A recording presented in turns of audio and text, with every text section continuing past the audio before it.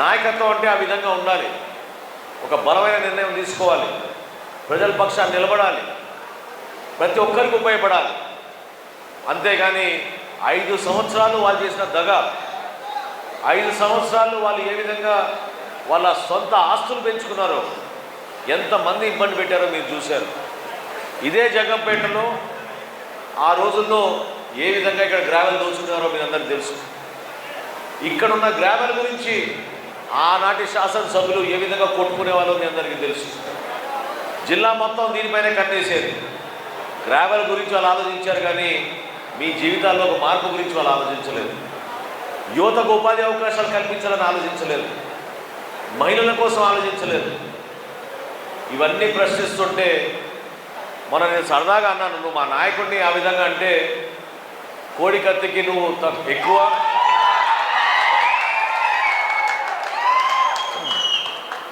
కోడికత్తికి నువ్వు ఎక్కువ, గొడ్డలికి నువ్వు తక్కువ అన్నాను.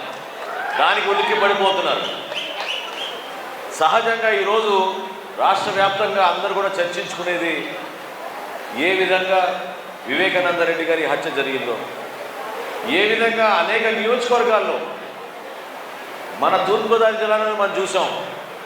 ఒక శాసన మండలి సభ్యుడు ఏ విధంగా డోర్ డెలివరీ చేశాడు. పవన్ కళ్యాణ్ గారు ఇదే మాట అనేవాళ్ళు కదా ప్రతి మీటింగ్లో. డ్రైవర్ని కొట్టి చంపేసి చివరికి డోర్ డెలివరీ చేశాడు. ఆ విధంగా దౌర్జన్యంగా వ్యవహరించిన వ్యక్తులు మళ్ళీ ఈ రోజున రాజకీయం గురించి, ప్రజాస్వామ్యం గురించి, పరిపాలన గురించి మాట్లాడుతున్నారు. జనసేన పార్టీ ప్రస్థానం ఎప్పుడు కూడా గుర్తుపెట్టుకోండి, మీరు విలువలతో కూడిన రాజకీయాలు చేస్తాం, ప్రజల పక్షాన్ని నిలబడతాం. కష్టకాలంలో కూడా ప్రతిపక్షంలో ఉన్నప్పుడు కూడా మనం నిజాయితీగానే కార్యక్రమాలు చేసాం తప్ప ఎవరిని ఇబ్బంది పెట్టలేదు. ఏనాడైనా మీరు చూసారా రోడ్డు పైన ధర్నా చేయడం? ఏనాడైనా మనం పోయి ఎక్కడైనా ఒక ఫ్యాక్టరీ మూసేయమని చెప్పామా? ఏనాడైనా ఒక గ్రామాల అభివృద్ధి జరుగుతుంటే మనం అడ్డుపడ్డామా చెప్పండి. కానీ వీళ్ళు మాత్రం మూర్ఖంగా ఏ విధంగా పార్టీ పరంగా వాళ్ళు ఆ రోజు పరిపాలించారో మీరు చూశారు.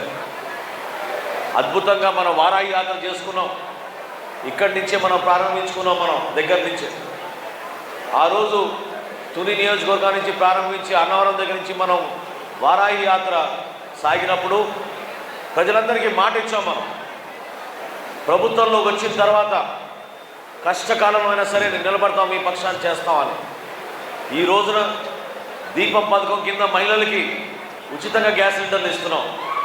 అందుతున్నాయమ్మా మీ అందరికీ గ్యాస్ సిలిండర్లు? అందరికీ వచ్చినాయా?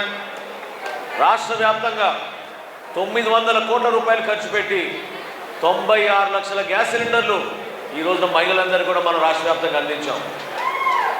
అదేవిధంగా పెన్షన్లు మీరు చూశారు. పెన్షన్ల కోసం వాలంటీర్లు పెట్టారన్నారు. అదే వాలంటీర్ని రాజకీయంగా ఉపయోగించుకున్నారు. వాలంటీర్లు లేకపోయినా కూడా 1వ తారీఖున 3 గంటల లోపే ఇంటింటికి వెళ్ళి ఏ విధంగా మనం పెన్షన్ పంచుతున్నాం మీరు చూశారు. 4,000 రూపాయలు ఇస్తున్నాం, 15,000 ఇస్తున్నాం మన పెన్షన్లు. నిజాయితీగా పనిచేస్తున్నాం.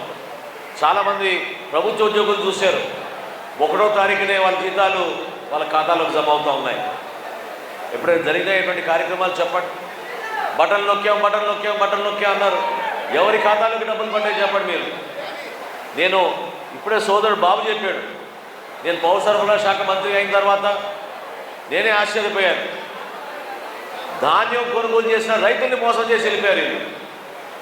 రైతులకు చెల్లించాల్సిన 1,674 కోట్ల రూపాయలు బకాయిలు పెట్టేసి వెళ్ళిపోయారు గత ప్రభుత్వం. ఎంత దుర్మార్గంగా వ్యవహరించారో మీరు చూడండి. కష్టపడి ధాన్యం పండించుకుని మిల్లర్లు అయితే మోసం చేస్తారేమో, ప్రభుత్వం అయితే ఖచ్చితంగా డబ్బు ఇస్తుందనే నమ్మకంతో ప్రభుత్వానికి ఇస్తే రైతుల్ని మోసం చేసి వీళ్ళు వెళ్ళిపోయారు. కానీ పవన్ కళ్యాణ్ గారు, చంద్రబాబు నాయుడు గారు చాలా బలంగా ఇబ్బందులు ఉన్నా సరే రైతులకు మనం ఆదుకుందామని చెప్తే ప్రభుత్వం వచ్చిన నెల రోజుల్లోనే 1,674 కోట్ల రూపాయలు రాష్ట్ర వ్యాప్తంగా మన రైతు సోదరులందరూ కూడా ఇచ్చి ఆదుకున్నాం. ఎప్పుడైనా మీరు చూసారా? ఇక్కడ చాలామంది రైతులు ఉన్నారు. ధాన్యం కొనుగోలు జరిగిన 24 గంటల్లోనే మీ డబ్బులు మీ ఖాతాలో పడ్డాయా చెప్పండి మీరు. గతంలో ఏం చేసేవాళ్ళము? 8 నెలలు, 9 నెలలు, కొంతమందికి సంవత్సరం కూడా చేశారు. ఎప్పుడూ ఆ విధంగా ఆలోచించలేదు మనం. 7